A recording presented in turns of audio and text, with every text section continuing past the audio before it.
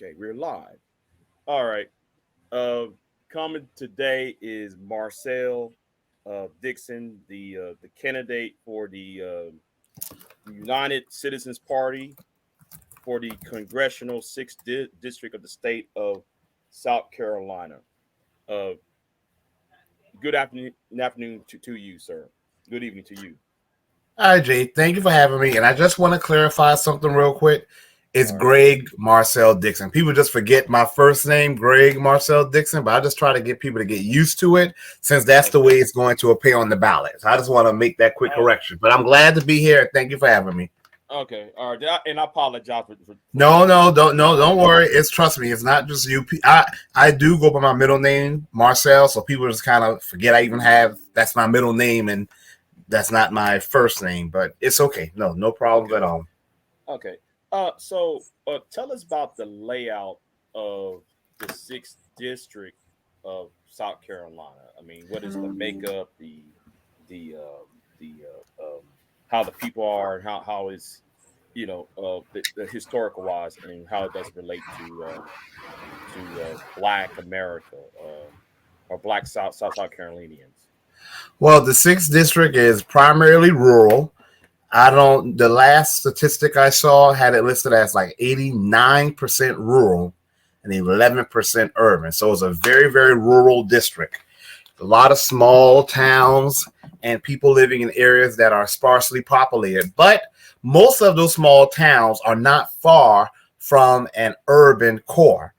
So, for example, where I live, I'm in South Carolina, Jasper County, South Carolina, but I'm not far from Savannah, Georgia. And even though Savannah, Georgia is not in my district, that pretty much describes the layout of South Carolina District 6. People who live in the Midlands, they're not far from Columbia, South Carolina, which is our state's capital. People who live in the PD, they are not too far from Charleston, as other people who live here in the low country are not too far from Charleston. So it's very rural, and we have three main cities: Columbia, South Carolina, which is our state's capital; Charleston, South Carolina, which is a hub for tourism; and we have Orangeburg. Now, Orangeburg is a city that is suffering from a lot of blight.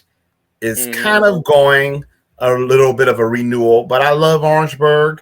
It's 70% black, has two HBCUs. I mean, I look at Orangeburg and still has affordable land, and I'm like, this could be the perfect place to make a new Black Wall Street. But that's pretty much. And the people, it's majority black, but barely. But I don't trust the census. No one, but especially, well, Black Americans, us as freedmen. I'm going to use the term freedmen a lot, meaning Black Americans who are descendants of those who were emancipated here. Hmm.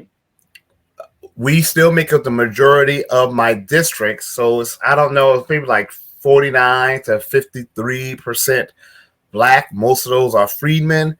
The remaining's white, and we have like a small percentage of people who are Asian and Native American. Okay. Okay. Um, and what is the next question I like to ask? What's the reasons behind your candidacy? Because I took notice of you during your 2022 race against Jim Clyburn. What is your is this your second go around, or this your third go around running against for Congress? Jay, give me 1 second, please. Okay, Okay, give me I'm one sorry. second.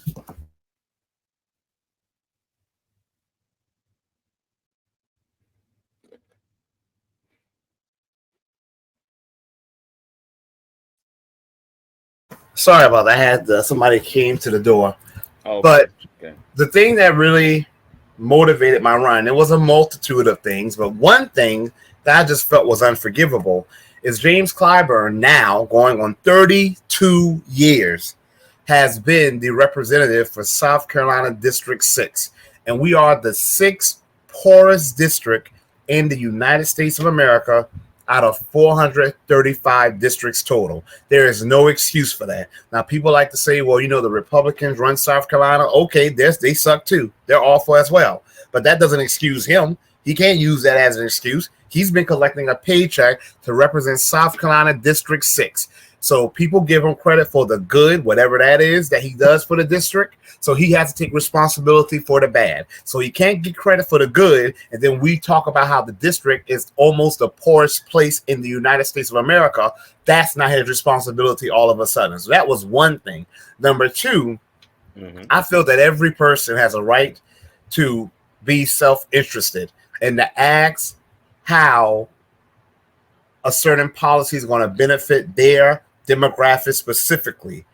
And I feel that there's nothing wrong with being self-interested. Of course, you don't want to do things to harm others, but you want to find out how someone in a position of power is going to benefit you.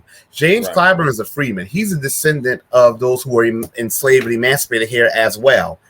And yet, you look throughout his history, legislatively speaking, he's done nothing legislatively to specifically help his people.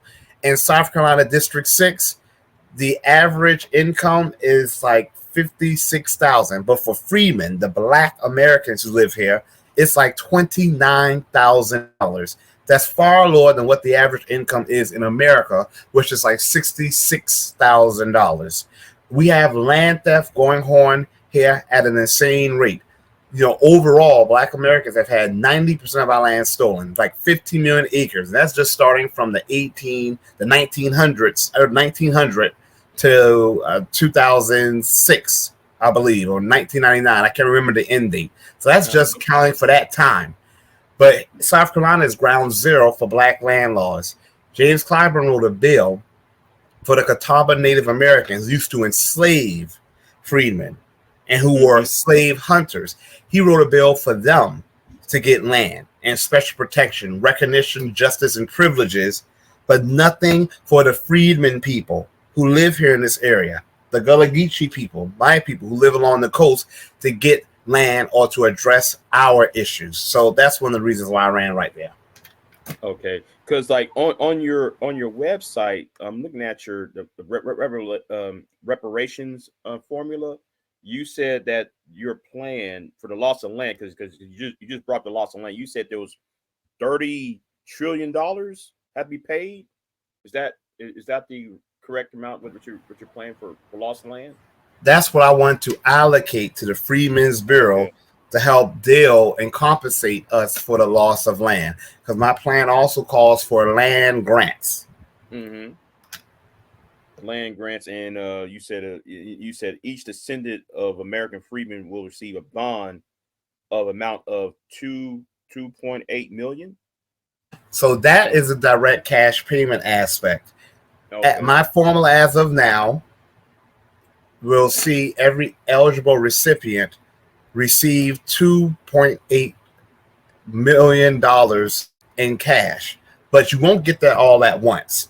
The federal government does not need our tax dollars for spending. That's a lie they teach us. Some of us believe it. A lot of people believe it, but it's a lie, and I'm not going to change my position because a lot of people believe it's a lie. However, the federal government, even though it's not limited by tax dollars, the federal government does have to account for inflation. So we cannot all get $2.8 million all at once. The 45 to 50 million of us who will qualify, because reparations doesn't go to all Black people. It only goes to those who are freedmen. So it's 51 million of us, according to the census, which undercounts us. I know they say it's about 5 million are Black immigrants. That means it'll be like 45, 46 million recipients. We cannot all get almost $3 million all at once. That would cause super inflation. So my plan calls for us to be paid in bonds, and we will be paid in installments over a period of time. They're like savings bonds, war bonds, the Series EE bonds, things like that is what you're referring to. It will be in that family. Of course, this will be a special plan, but it will be in that family. Okay. It will be like the T bonds or the I bonds that are not affected by interest, but this will be a special type of bond issued just for this particular plan. And do you know? Is there like a length of time where that bond is can be cashed out, or can somebody hold? I mean, what is the length of time that person can hold that bond? Well, the bond will be theirs indefinitely, and the way it's supposed to be, we're supposed to get green dollars every time we're paid. the value of our bonds will decrease. So we have 2.8 million in bonds, and we will be paid. Don't quote me because I haven't looked at my plan around, like $15,000 a month. Obviously, every time we do that, then we lose $15,000 worth in bonds. So the bonds will be cashed out immediately. Now, if a person wants to give their bonds or their yellow dollars to a relative or whomever, they're free to do that. But that's the way the plan will work. Okay. The bonds will be cashed out immediately upon you receiving your payment. Okay, because like on later on, you said you want an additional 200 billion for establishment of a new Freedmen's Bureau. That will include the land grants, and that will also include a budget. Because the idea is the Freedmen's Bureau needs to be around for a while, so that will hopefully give the Freedmen's Bureau the time it needs to be able to oversee all of the programs that we're going to do that's going to come with the payment of reparations. We definitely need our cash, but it's cash and then some more. Oh, okay. And because I have my own opinions about the Freedmen's Bureau, and my own opinion is I wanted the Freedmen's Bureau to be refunded because it's still in the law, it's still in the books as my research, based on my research, it still exists, but it's not been funded. There's no money in it. So my idea for Freedmen's Bureau is let it become another infrastructure bank of sorts, and where the profits will go back to every African American freedman person. Is that something similar, or you just want the Freedmen's Bureau to just be an entity where it's just there to not just make money and filter out the proceeds to the descendants of slavery? Is just another structure that funnels money back to the freedmen people, the descendants of slaves? Is that's how you? The Freedmen's Bureau will serve as an administrative center. Whenever you have a reparations program, when they were paying the intern Japanese or their children, in the case that they were deceased, they set up a department just for that. When they were paying the Guamanians, like in 2016, or 2015, 2016, they set up a department to handle all issues related to that. Native Americans who still get paid reparations, aka settlements, they have tribal governments that handle all issues pertaining to that. Whenever you do reparations, it has to be an administrative entity that's going to handle all matters pertaining to that. When the Freedmen's Bureau existed, it was primarily to serve freedmen. So we will have our own agency of the government that will deal with all affairs pertaining to us. It will deal with the disbursement of payments. If there's any issues, like people need assistance, it will deal with that. It will oversee the land grants, the business grants. It will oversee all kinds of discrepancies that we face in society, because we're going to need more than reparations. Reparations is a necessity, but we have a lot of issues we face in society that need to be addressed. The Freedmen's Bureau will be a government that will be akin to the Native American tribal governments like the Choctaw, the Navajo. All they do is work on behalf of their people. The Freedmen's Bureau will work on behalf of our people. Okay, because the reason why I said the infrastructure bank part, because about the Freedmen's Savings and I was called Freedmen's Savings thing that crashed in 18. The Freedmen's Bank and Savings, yeah. And how much money was lost? I was thinking like in those terms. This is just my idea of how I would do the Freedmen's Bureau and how to trickle the money back down to the descendants of slaves. The Freedmen's Bank was a separate entity from the Freedmen's Bureau. The Freedmen's Bank was originally set up by people who were philanthropists, and then the government got involved later on and sabotaged it. It did have government involvement, but it was originally set up by private citizens. But then the government got involved and sabotaged it. They tried to bring on Frederick Douglass to save it, but once he realized how all the corruption that existed, he was like, "Stop it, close it down." But so the Freedmen's Bank, it will be a separate entity. Now I plan to have Freedmen banks. I plan for us to have Freedmen hospitals, Freedmen schools, Freedmen post offices. But it will definitely be something that we would oversee. And those who are in the Freedmen's Bureau, they will be supervised and they will be held accountable by us, those of us who are freedmen. Okay, because I'm glad though you said it, because I was kind of confused between the Freedmen's Bureau and then the Freedmen's Bank and Savings and yeah, okay. I thank you for clearing it up for me, because I was trying to confuse by what you was saying about the, you want an administrative entity rather than a banking entity. Okay, I'm glad that we got that taken care of. So we know that the political landscape has changed within the last 2-3 weeks. What is your opinion on all of this changing since the events in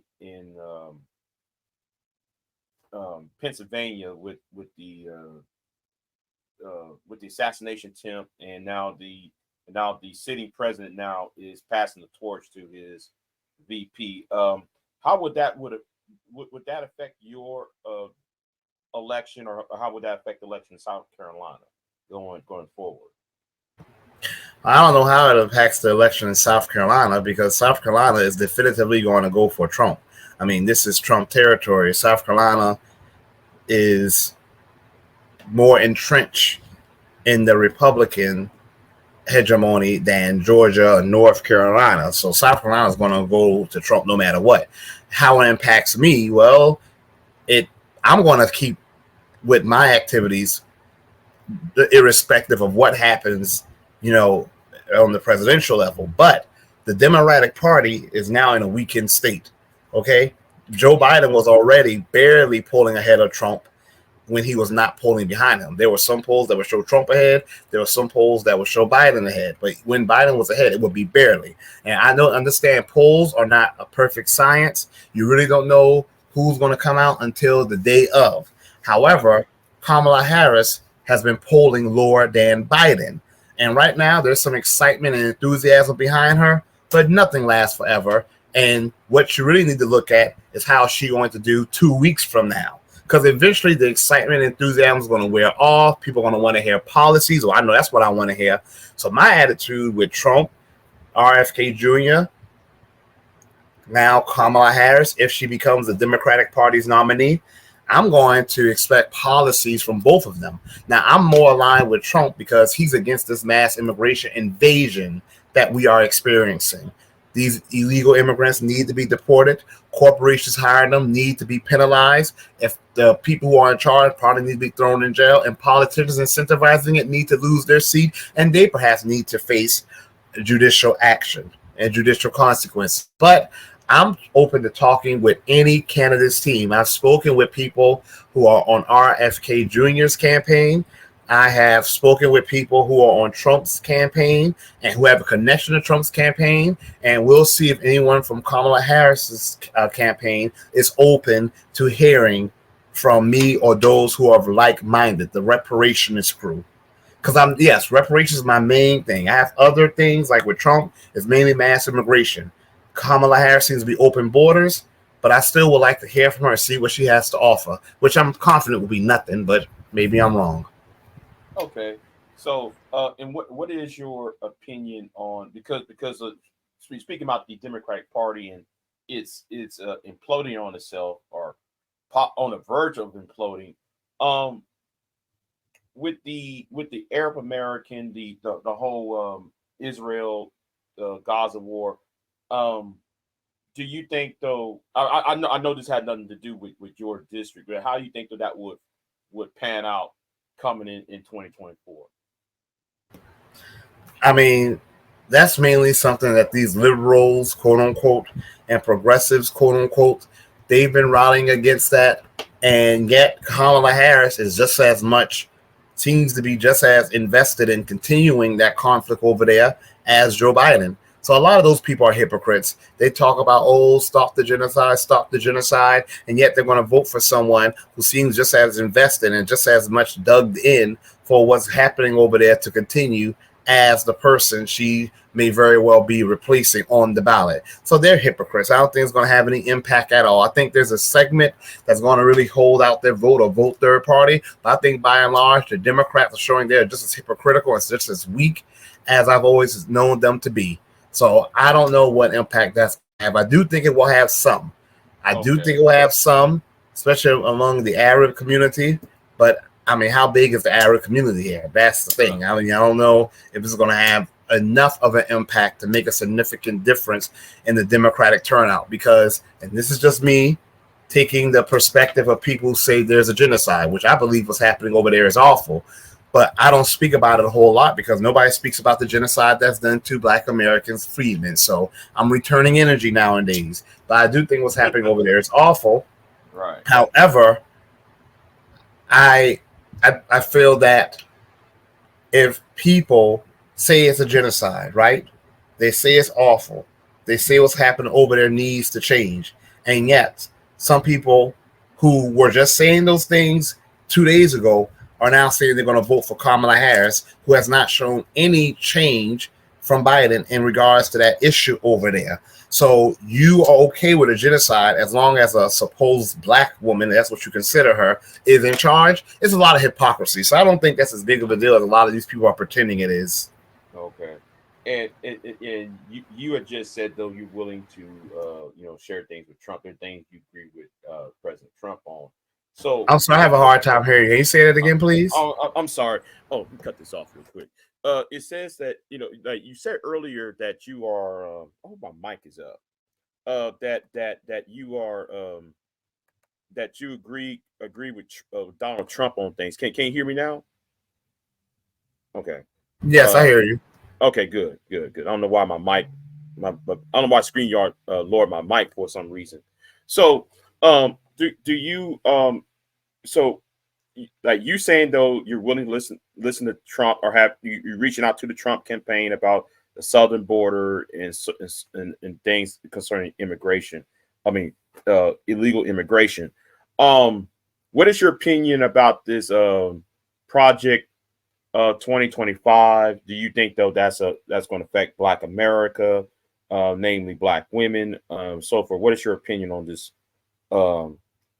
this project 2025 idea that's been floating around for the past couple of years? Well, let me just clarify one thing. I'm against illegal immigration completely, but I'm even against out of control legal immigration. And it's not just the southern border, it's also the illegal immigrants who are here already who need to be deported. So I align with Trump strongly in that point there.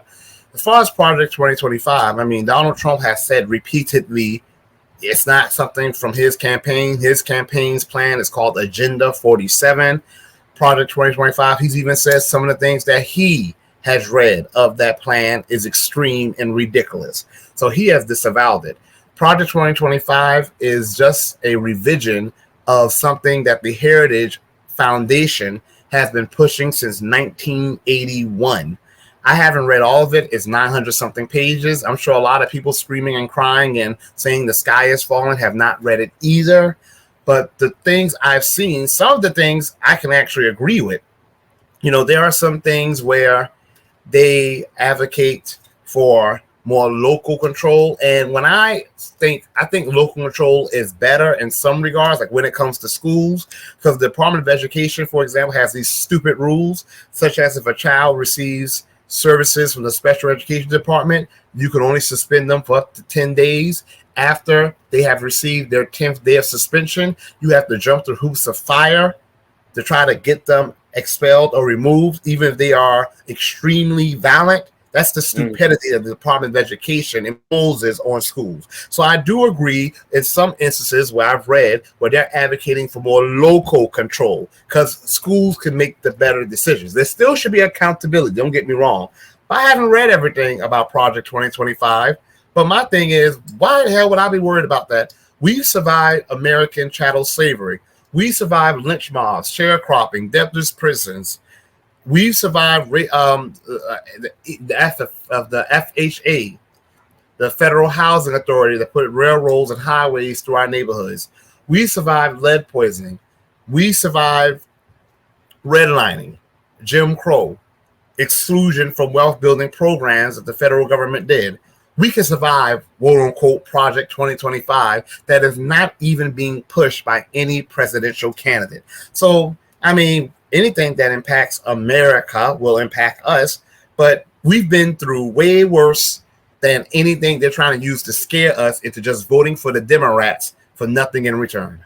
Okay. And is there any infrastructure policy in your campaign that like you're for infrastructure outside of the educational part? Is there any projects you want to see South Carolina in your district to be developed? I mean, what other sectors of development you want to see in your district? I'm sorry, you asked if there are any. I'm sorry, you said education or you said infrastructure?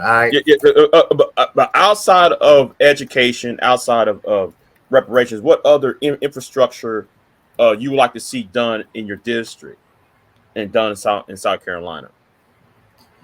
Well, my district has a D- at best when it comes to infrastructure. The bridges, the roads, the highways, they're all terrible, terrible, terrible condition. You know, drainage is an issue in some parts of my district, like in a park called Sand Hills that's in Jasper County, where I stay. It's right Jasper County. In some parts of it's in Hampton County. It literally floods, and people have to get on a darn boat sometimes to get out of their home. Okay, so there's definitely a lot of issues in my district in regards to infrastructure. And even though Clyburn likes to brag about he's brought tens of millions of dollars, it will take hundreds of millions of dollars, according to the report on the infrastructure in my district, for us to be up to par. So there's that. And the report card is called Report Card for America's Infrastructure. And South Carolina District 6, like I said, at best, we have a D- at best. So, and also the ports. We have a port that they're expanding in my county, in Jasper County, and that definitely needs to happen because that will be a booming industry if the jobs pay equitably. One thing that I'm looking to bring as far as infrastructure and clean energy is I want my district, which is largely coastal, to explore tidal energy, which is energy, massive amounts of energy that's generated by the rising and the lowering of the tides. It's largely unexplored, and yet here we are by the Atlantic Ocean, have all these riverbeds. Tidal energy has been shown to be very clean, and one thing that's going to happen, the tides are going to rise and the tides are going to subside. Even puddles, rain puddles, have tides. The ocean has tides, and that's a source of immense energy that we are missing out on. So that's something I would like to see us explore. Okay. You're part of the green new. So No. I'm not part of that Green New Deal, Alexandria Ocasio-Cortez. No, I'm not. I believe in exploring for smart, clean, efficient sources of energy. As far as oil goes, I don't see what's wrong with us drilling for more oil. I think there's a way to drill for more oil and also protect the environment. But when you have gas that has sometimes reached up to $5 a gallon, yeah, if we have other sources of energy, we need to explore. But I am a fan of us looking for clean sources of energy. And there's nothing wrong with that. But no, I'm not part of the Green New Deal. I haven't read the Green New Deal. I don't know what it entails. And it ain't helping my people none. Because I think that for me, I think though when it comes to back to the reparations part, right? I would like to see the Alaskan plan. What happened in Alaska? How the Alaskans get a pay cut a paycheck every month or every year. I like to see coastal drilling to pay for be part of reparations. Because if there have been slaves in the southern part of the South, the Gulf Coast South, the South Atlantic of those states, I think though some of the proceeds should go to us. Well, here's the good news. Go ahead. The federal government does not need our tax dollars to pay reparations. Like I said earlier, I know that's a lie that a lot of people believe. Hell, I'm so sorry. Excuse me. I was taught that lie as well. But When I know better, I do better. So I mean, yeah, the federal government could tax certain things and give us the revenue from that to pay reparations, but they don't have to. Look at what the federal government is doing right now with the PPP loans. They're canceling them. Trillions of dollars the federal government gave to corporations and small business owners, and right now they're canceling that, like cancel it. They literally, in a fiat system, all you gotta do is literally go to a computer, click delete, and the debt is gone. They cancel hundreds of billions of dollars in student loans. Click a button, debt gone. America has canceled hundreds of billions or trillions of dollars in war debt. They click the button, debt gone. America canceled trillions of dollars in corporate debt. Click the button, debt was gone. So if America was so hamstrung by taxes, how is it that they're not only able to cancel debt, that if they need it, they would have collected that money, but they canceled it. But America right now can tax corporations and easily get trillions of dollars, and they don't. It's because the truth of the matter is America does not rely on our tax dollars for spending. Look at what they're spending right now, sending billions of dollars to Israel, Ukraine, and all these other nations that hate us. Trillions of dollars to take care of illegals. Trillions of dollars to the Pentagon for inflated military budget. Trillions of dollars for this COVID vaccine. I can go on. And the next time the corporations come to hand out, they're going to give them trillions of dollars. America is not limited by our tax dollars. Now, do taxes matter? Yes, they do. Taxes help to guard against inflation. Taxes help to protect limited resources so they're not consumed all at once. Taxes help to incentivize the private sector to do things. For example, we want a construction firm to build more affordable houses. We can give them a tax credit to do so. But America, the federal government, the states, yes, but the federal government does not rely on our taxes for spending. So your idea is a good idea, but it's not something we have to do. If we get money from, drilling for oil, or hopefully my idea to bring the tidal energy industry here to South Carolina District 6, I would not be opposed to all South Carolinians, at least in my district, getting a check from that. I would not be opposed to that at all. Yeah, and I agree. I agree with you on the title. To call it the title where you get energy from the tidal wave, with the ocean tides every month. I forgot what it was called. Tidal energy. Tidal energy, yeah, and so forth. So next question I want to ask is, are you going to be invited to any of the debates? Or is Jim Clyburn having debates with any of his opponents this year, or he's not going to be showing up? James Clyburn hasn't had a debate since 1996. So really? If we're waiting for him, yes. So if we're waiting for him to host a debate and invite us, we're out of our minds. I am trying to get a debate launched. It's me, little old me. There's 6 of us on the ballot. I'm the candidate who's trying to get a debate launched. Little old me. I'm the least experienced of all the candidates. I'm the newest to politics. I am sure of all the candidates. I'm sure I have the least amount of money and resources. I'm talking about personally, not as far as my campaign goes, of all the candidates. And yet here I am wanting people in South Carolina to hear from all the candidates so that they can make an informed decision, and I'm the one trying to make it happen. James Clyburn doesn't really care about us hearing from him and him defending his record, which is awful. He doesn't care about giving every South Carolinian an opportunity to hear from their elected officials, to hear from the candidates who want to represent him. He just cares about getting reelected, and he knows his record is awful, so he's not going to want to show up to defend that. So if there is a debate, it will be because I work to make it happen. Okay. Are you receiving even help from people from the black social media crowd, like your people like Tariq Nasheed or Phil the Advise Show? Have you even are they helping you out on your campaign, or try to create a way for your message to get out there, or any of that? I mean, they've been very supportive. They've been okay. What about what about people like Cornel West? Have you reached out to his candidacy or his campaign? He's in the same party as me here in South Carolina, and we've spoken. We've greeted each other. We haven't been able to speak at length, but he's running underneath the same. he's running with the same party, United Citizens Party here in South Carolina as me. But my views with Cornel West, they're very, very different. He is very much a friend of immigration. He wants to give all these illegal immigrants citizenship. That's like 20 to 25 million. I don't think so. He wants to make it easier for people to immigrate here so we can be flooded with even more immigrants. But we have Americans who are hurting, Americans who cannot find well-paying jobs, mainly because these corporations are hiring illegal immigrants and even legal immigrants to do work for a cheaper price. And Dr. Cornel West wants to invite more of that. I don't think so. He supports elective abortion. I do not. 60-something million aborted black babies in America since the 1970s is ridiculous. And for the black American population, 20 million, that's a genocide to me. So he and I are not aligned in some areas, but he does have a good black agenda that I support with reparations. It needs to be ironed out a little, but he does have a black agenda that I like, and I really respect him for having that.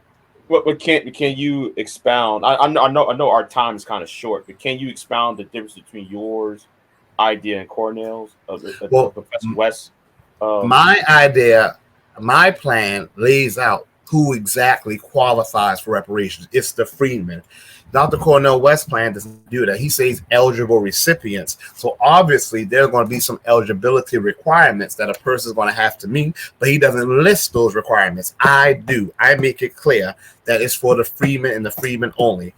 I list a formula that I show people so they can see how I arrived at the amount that will be paid in reparations. I also list that I want to bring back the Freedmen's Bureau. I can't remember all the details of Dr. Cornel West's plan, but the last time I looked at it, I did not see all those details. Okay. Let's see. Is there any other questions I gotta ask? I think that's it. Mr.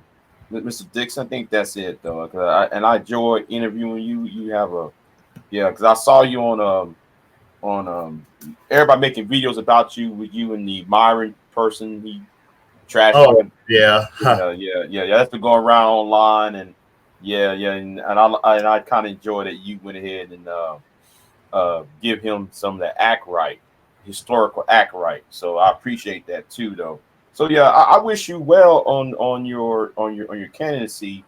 I wish you well. I hope that this is Jim Clyburn's last. Because I really don't like how Jim Clyburn made Biden the nominee in 2020. I thought that was kind of how he changed the whole complexion of the Democratic primary 4 years ago, and made Biden the candidate, being the kingmaker. But I hope this is his last term in office.